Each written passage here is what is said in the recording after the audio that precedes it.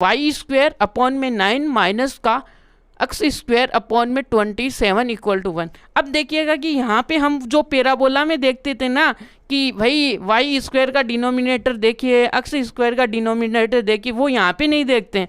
हम यहाँ पे सीधा कंपैरिजन इनकी स्टैंडर्ड फॉर्म से करते हैं और उसके अकॉर्डिंग ही यहाँ पे चलते हैं। ये बात है, समझ में आ गई बात। तो यहाँ पे वो नहीं चलता है कि सर आप तो वो वाला रूल नहीं लगा रहे हो कि यहाँ पे डिनोमिनेटर किसका ज़्यादा है किसका कम हो, वो नहीं चलेगा। यहाँ पे सीधा फॉर्म चलेगी, ठीक है। तो देखिएगा कि हम क्या करेंगे कि अबव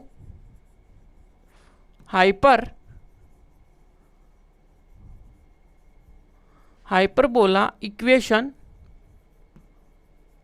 कौन सी है,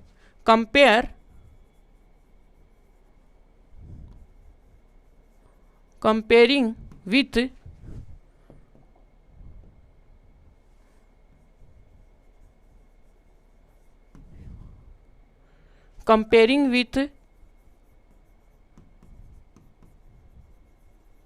स्टैंडर्ड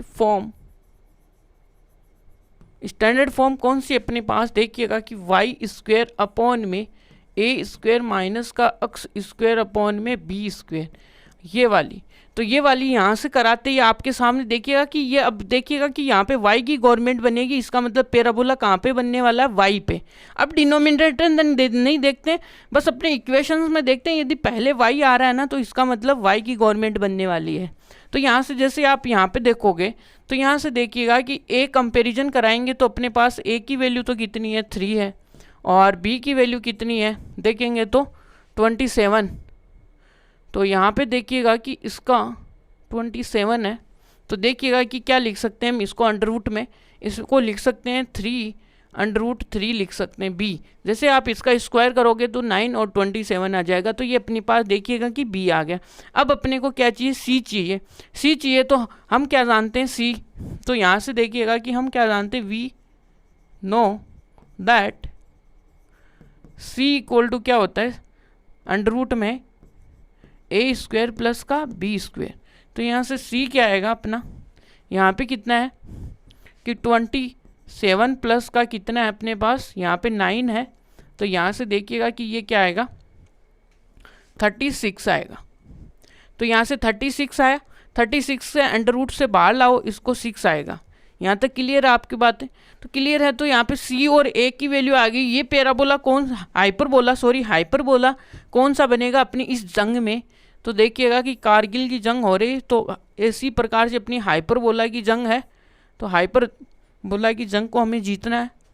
तो यहाँ से देखिएगा कि ये इस पे बनेगा, तो ये देखिएगा कि इधर खुलेगा नीचे की तरफ, और ये देखिएगा कि ये पैराबोला आएगा यहाँ पे। यानी पैराबोला बनाने का मेरा यहाँ पे आपको जो पर्पज है वो है कि हम पूरा यानी कि पूरा कंप्लीटली क्वेश्चन को रीड आउट करें इस प्रकार से। तो यहाँ से देखिएगा कि यहाँ पे देखिएगा कि अपने पास क्या है,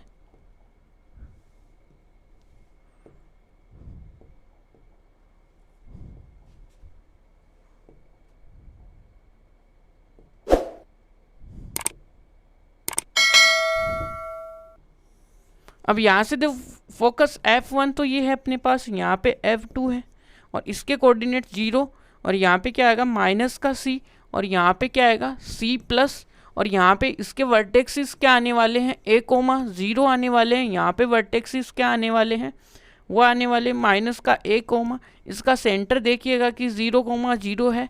और ये देखिएगा कि ये कौन सा एक्सिस है अपने पास, ये एक्स एक्सिस है, और यहाँ से एक्स डेस आ गया, और ये अपने पास वाई डेस है, और ये अपने पास वाई। यहाँ तक की बातें क्लियर है, आई होप आपको। तो यहाँ से हमें 3-4 चीज़ों के बारे में कंक्लूजन निकालना है। तो देखते हैं। तो यहाँ से पहला पॉइंट अपने पास देखिएगा कि क्या आता है,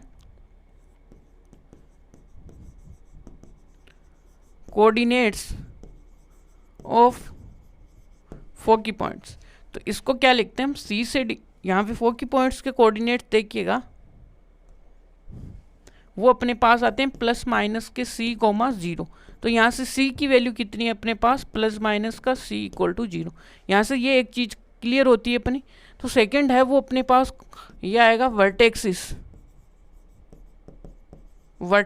वर्टेक्सिस में देखिएगा कि प्लस माइनस a कोमा 0, तो यहाँ से a की वैल्यू देखिएगा कि क्या है, वो अपने पास प्लस ये 0 हो गया। यहाँ तक क्लियर है। लेंथ ऑफ क्या चाहिए आपको,